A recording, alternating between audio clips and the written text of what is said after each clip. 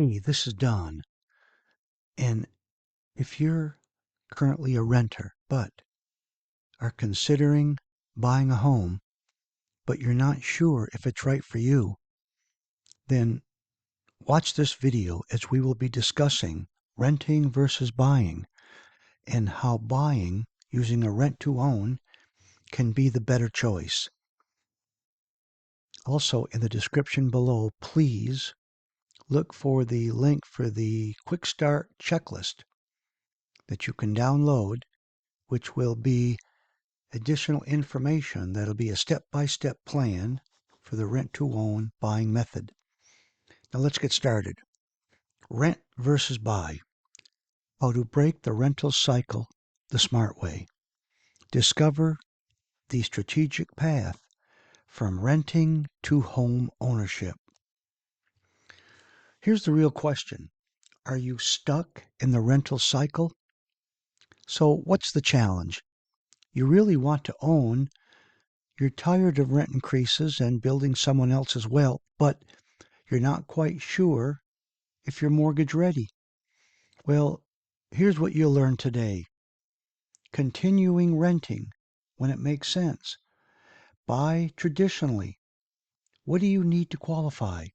Lease with option to purchase. The bridge most people miss. And by the end, you'll know which path helps you break the rental cycle. Here's option number one. You can continue renting when renting makes sense. You're planning to move in 1 to 2 years. Your income isn't stable yet. You don't want a long-term commitment and you're still trying to figure life out. The long-term reality, $1,800 a month rent or $21,600 per year. After 5 years, you would have paid out $108,000. Okay, so you owe nothing, no equity, no appreciation benefit. Rent likely increased. Renting isn't necessarily bad, but renting long term while waiting to own, that's where frustration lives. Option two, buy traditionally.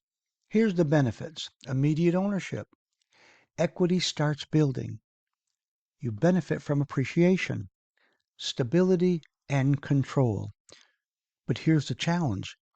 To qualify today, you'll typically need strong credit score, stable income history, healthy debt-to-income ratio, and down payment savings and a clean underwriting profile. Many renters are close, but not quite there yet. The bridge strategy. Option 3, lease with option to purchase. You can move in now. You lease the home today. Secondly, you secure your right. You lock in the option to purchase later. And 3, prepare to buy, usually 12 to 24 months to get mortgage ready. This is a structured transition, not just renting and not immediate buying. Benefit 1, locked in purchase price. Look at here in this graph, the high value locked. You lock today, secure current price. You benefit later and you gain from appreciation. Look at the low value locked. You pay more later, future buyer's cost. There's no appreciation gain and renters miss out. So traditional renters don't benefit from appreciation. Future buyers pay future higher prices. But with a lease option, you lock today's number. When structured correctly, you lock in today's purchase price. If the market appreciates over the next 2 years, you benefit. Benefit number 2, time to become mortgage ready. First, you meet with lender up front. Get a clear roadmap instead of being denied. Execute your plan over 12 to 24 months. improve credit, and reduce debt. Increase your income and save for a down payment. Build payment history, and then you can qualify with confidence. Remember, here you're not guessing. You're executing a structured plan. Benefit 3, rent credits. How it works. When structured properly, some lease options include a rent credit applied toward the purchase price. Here's an example. The monthly rent is $1,900 per month. $200 per month is credited toward the purchase price. So after 24 months, that's $4,800 potentially applied toward buying. With traditional renting, that money would be gone.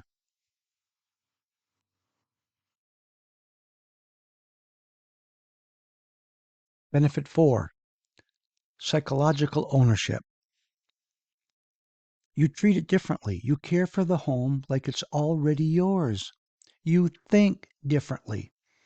You make decisions with ownership in mind. And you budget differently. You prioritize savings and financial preparation. You're not a temporary tenant. You're a future owner on a timeline. That shift changes behavior. Here's a quick side-by-side comparison.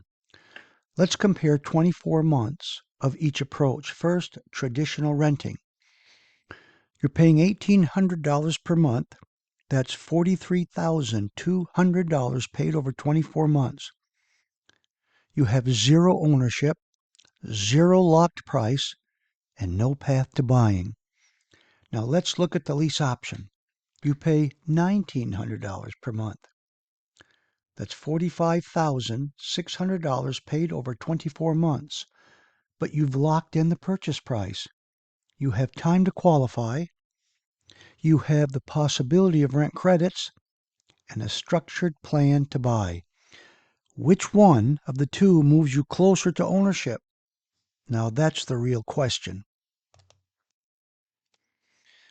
But you might be asking, well, what if I don't qualify later? Preparation is the key. Your probability of qualifying increases dramatically with intentional preparation and a structured plan. You meet with a lender early. You follow a personalized improvement plan. You maintain good payment habits by avoiding new debt. Now, who should consider a lease with option? Well, you have a timeline. You want to own within 2 to 3 years. And you're almost there. You're closer to qualifying, but not there yet. You have price protection. You want to lock in today's price. Commitment. You're serious about breaking the rental cycle. Discipline. You're willing to follow a structured plan.